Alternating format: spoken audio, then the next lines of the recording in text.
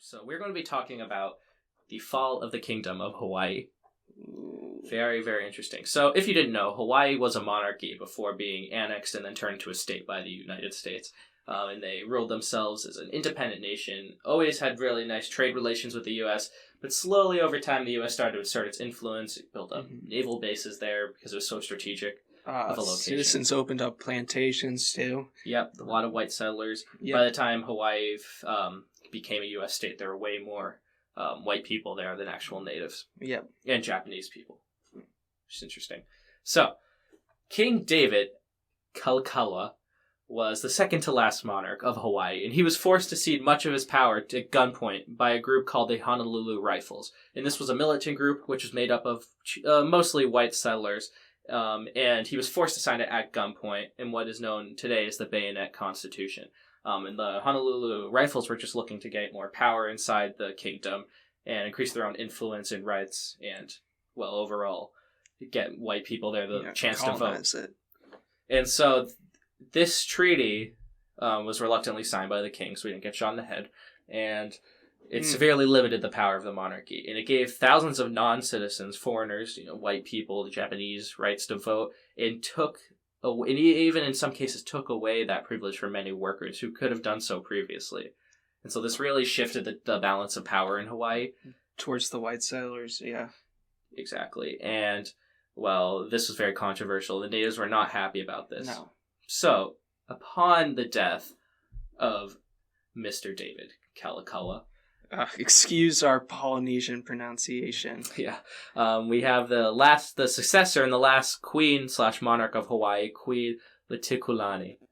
And she tried to restore some of the powers of the monarchy in response, the Honolulu Rifles, backed by U.S. Marines this time, stormed her palace and forced her to abdicate the throne, thus creating an interim government. And this interim government ruled over Hawaii for about 1.5 years. And during that time, you see, once again, natives losing their privileges and white settlers. This is by the end of the 19th century, correct?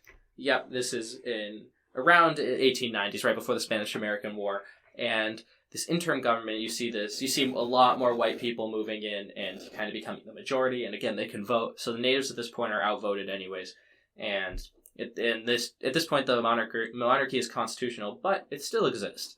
So, in the fear of losing everything, the Hawaiian people, the natives, when I say Hawaiian people, turned to U.S. President Grover Cleveland for help. And to everyone's surprise, he actually sympathized with them.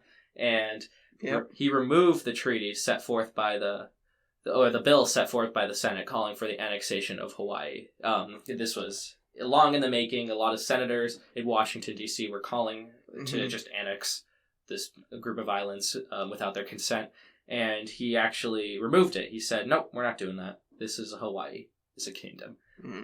And so there was that. But then Liliuokalani, 18 months later, so 1.5 years after the interim government took over, led a revolution against the current rulers of Hawaii, or it was referred to as the Republic of Hawaii at the time.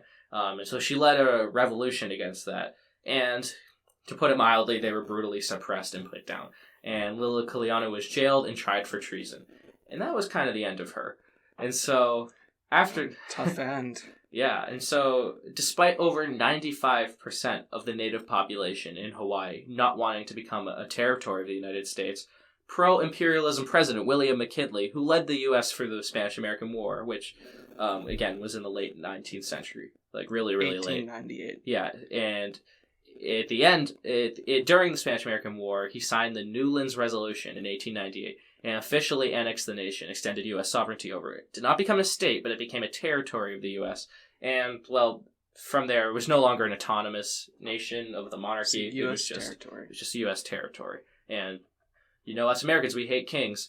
And so, there was we do. No more monarchy there.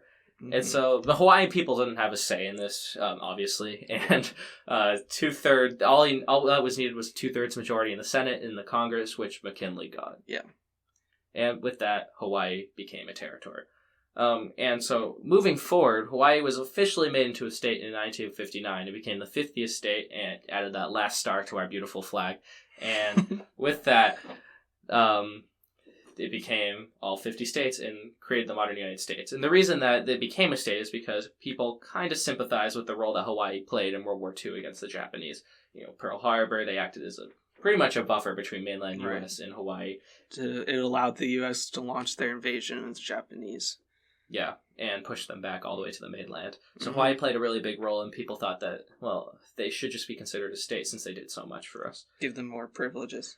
Yeah, interesting. Yeah, exactly. It is. And even today, we still have it is a pretty prevalent movement, only in Hawaii, nowhere else, but it is prevalent in Hawaii, and it's a movement, it's a political party, mostly among the natives, that calls for the independence, or at least autonomy, of Hawaii from the United States. And the political party it's called the Hawaiian Sovereignty Movement, and it points to the large homelessness and poverty rates among what is left of the native population, and views what is happening today as a really, really long military occupation of the country. Yeah.